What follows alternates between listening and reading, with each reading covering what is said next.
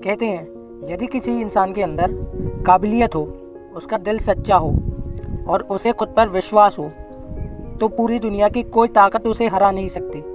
और इसी बात को पूरी दुनिया को मनवाया है रॉबर्ट डाउनी जूनियर, जिन्हें अब आयरन मैन या फिर टोनी स्टार्क के नाम से जानते हैं। आज वो बहुत ज़्यादा सफल हैं, लेकिन उनकी सफलता के पीछे कितनी सारी विफलताएं हैं उसके बारे में बहुत कम लोग जानते हैं। वो सिर्फ 6 साल के थे जब उन्होंने पहली बार ड्रग लिया, क्योंकि उनके पिता भी बहुत ज़्यादा ड्रग का सेवन किया करते थे और वहीं से उनको धीरे धीरे करके आदत लगने लगी। 8 साल की उम्र आते आते वो पूरी तरीके से ड्रग एडिक्ट बन चुके थे। रॉबर्ट का जीवन बहुत ही मुश्किलों से, क्योंकि बचपन में ही उनके माता पिता का तलाक हो गया था। शुरू में वो अपने पिता के साथ रहे, लेकिन जब बहुत ज़्यादा ड्रग एडिक्शन हो गया तो उसके बाद वे अपनी माँ के साथ रहने लगे। के बाद कई बार उन्होंने अपने पिता की फिल्म में रोल अदा किए। 1992 तक उन्होंने बहुत सारी अच्छी फिल्मों में काम किया।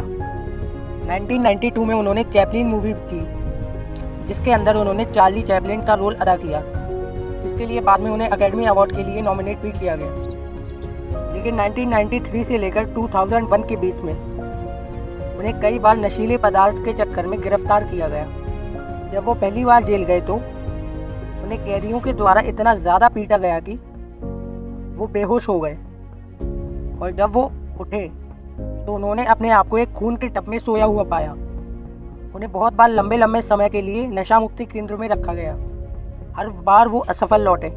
एक बार उन्होंने जज के सामने कहा था कि ये इस तरह है जैसे मानो मैंने अपने मुंह में एक बंदूक की नली घुसाई रखी है और इसका ट्रिगर मेरे ही हाथों में है, बस इसलिए क्योंकि मुझे गन मेटल का स्वाद अच्छा लगता है। उन्होंने अपनी मजबूरी समझाते हुए कहा कि ये आदत उन्हें 8 साल की उम्र से है, क्योंकि उनके पिता भी नशा किया करते थे। 1996 में उन्हें हेरोइन, कोकेन और बंदूक के साथ गिरफ्तार किया गया था।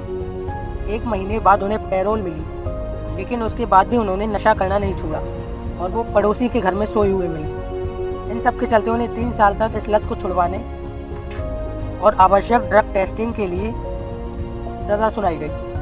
1997 में फिर से एक बार टेस्टिंग हुई, जिसको देने में वो असमर्थ रहे। उसके बाद उन्हें 4 महीने की फिर से सज़ा हो गई। लगातार फेल हो रहे थे और उनका फेलियर यहाँ पर भी नहीं रुका। 1999 में उनका फिर से एक बार ड्रग टेस्ट हुआ, जिसमें वे फिर से फेल हो गए, लेकिन इसके बाद भी कई बार गिरफ्तार होते रहे। इसी बीच में उनका फिल्म करियर भी चल रहा था।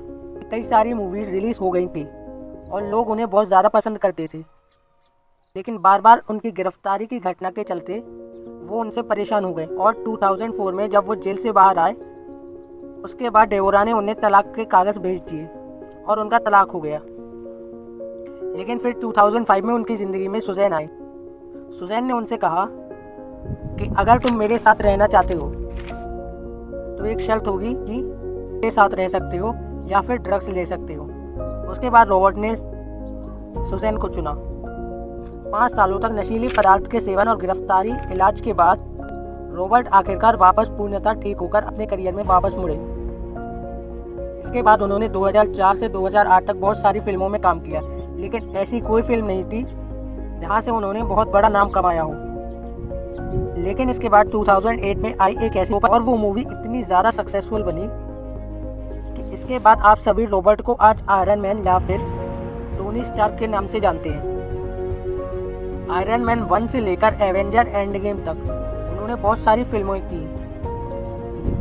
फ्रेंड्स, गिरना बुरी बात नहीं है, लेकिन गिरकर ना उठना बहुत बुरी बात है। तो आज आप अपने आप से एक वादा कीजिए कि चलेंगे, गिरेंगे, लेकिन गिरकर फिर से उठेंगे और लाइफ में आगे ही बढ़ते रहेंगे।